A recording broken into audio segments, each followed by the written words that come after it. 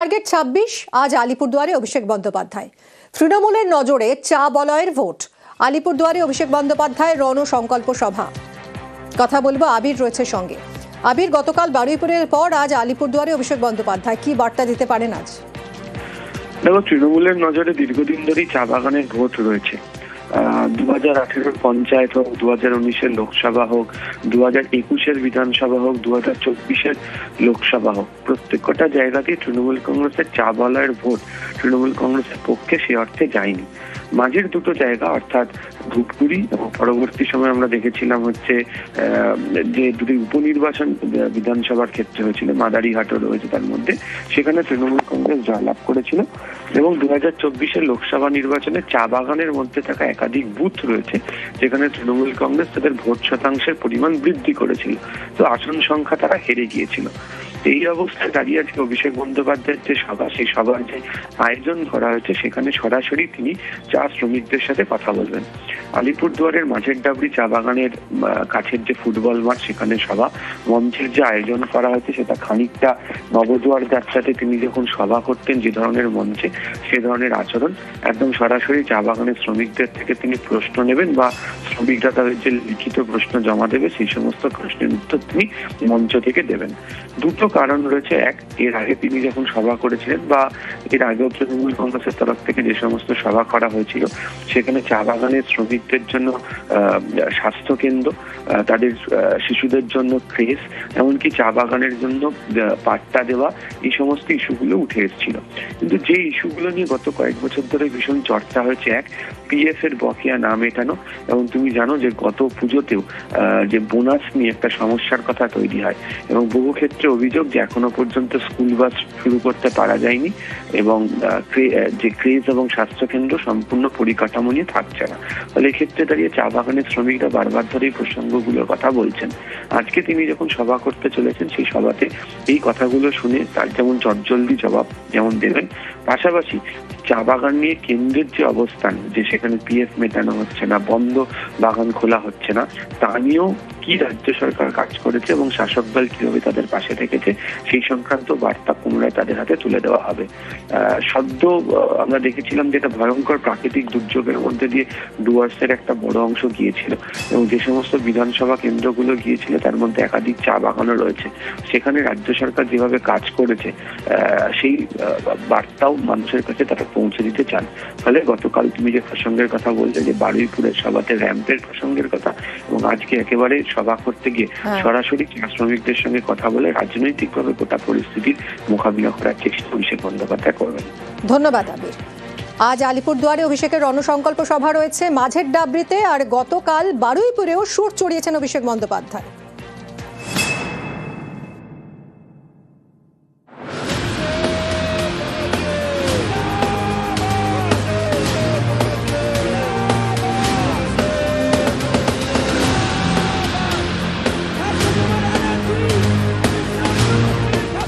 কয়েক মাস পরেই রাজ্যে বিধানসভা নির্বাচন। বছরের শুরুতেই যুদ্ধের দামামা বাজিয়ে দিল তৃণমূল। ময়দানে অভিষেক বন্দ্যোপাধ্যায়। আগামী 1 মাস রাজ্য জুড়ে জনসভা করবেন তিনি। শুরুটা হলো শুক্রবার বারুইপুর থেকে।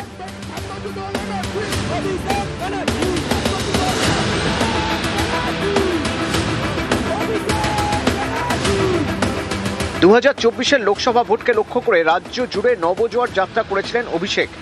26 বিধানসভা ভোটের আগে তার রণসংকল্প যাত্রা। প্রচারের ময়দানে অভিষেক, তৃণমূলের কর্মসূচিতে ফের র্যাম্প। শেষবারেই র্যাম্প দেখা গিয়েছিল তৃণমূলের ব্রিগেডের সভায়। তৃণমূল নেত্রী মমতা বন্দ্যোপাধ্যায়ের উপস্থিতিতে র্যাম্পে হেঁটেছিলেন দলের লোকসভার প্রার্থীরা।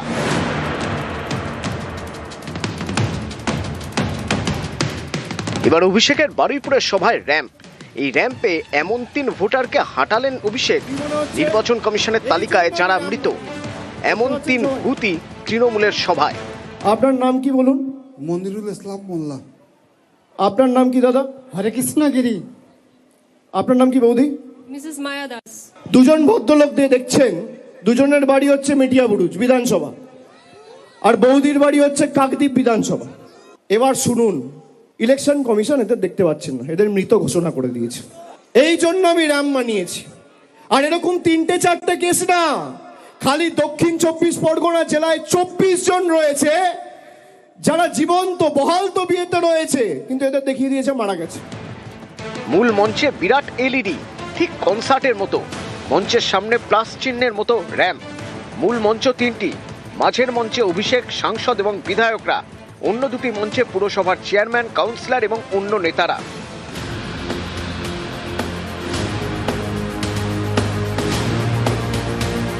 এই বারুইপুর থেকে শুরু, এবার রাজ্য জুড়ে সভা করবেন অভিষেক। তৃণমূলের স্লোগান, যতই করো হামলা আবার জিতবে বাংলা। অভিষেকের কর্মসূচি চলবে 27শে জানুয়ারি পর্যন্ত। শুক্রবার বারুইপুরের পর শনিবার অভিষেকের জনসভা আলিপুরদুয়ারে, তারপর উত্তরবঙ্গ থেকে দক্ষিণবঙ্গ, পূর্ব থেকে পশ্চিম, বাংলার সব প্রান্তেই সভা করবেন অভিষেক। এবারের ভোটে তৃণমূলের বিরুদ্ধে বিজেপির অন্যতম অস্ত্র অনুপ্রবেশ। অনুপ্রবেশকারী সন্দেহেই বাংলাদেশে পাঠিয়ে দেওয়া হয়েছিল বীরভূমের বাসিন্দা সোনালী খাতুনকে। আদালতের নির্দেশে যাকে দেশে ফেরানো হয়েছে।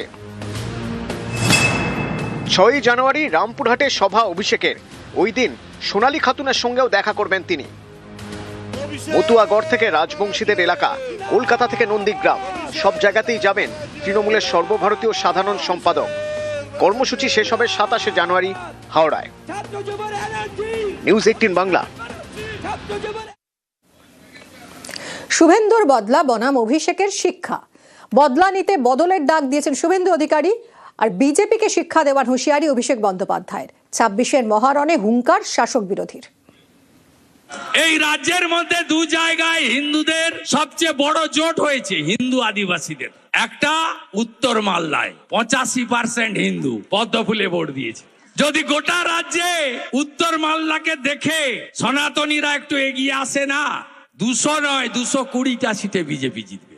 আর একটা জায়গায় একজোট হয়েছিল হিন্দুরা 2021-এ নন্দীগ্রামে, 65% এক হয়েছিল।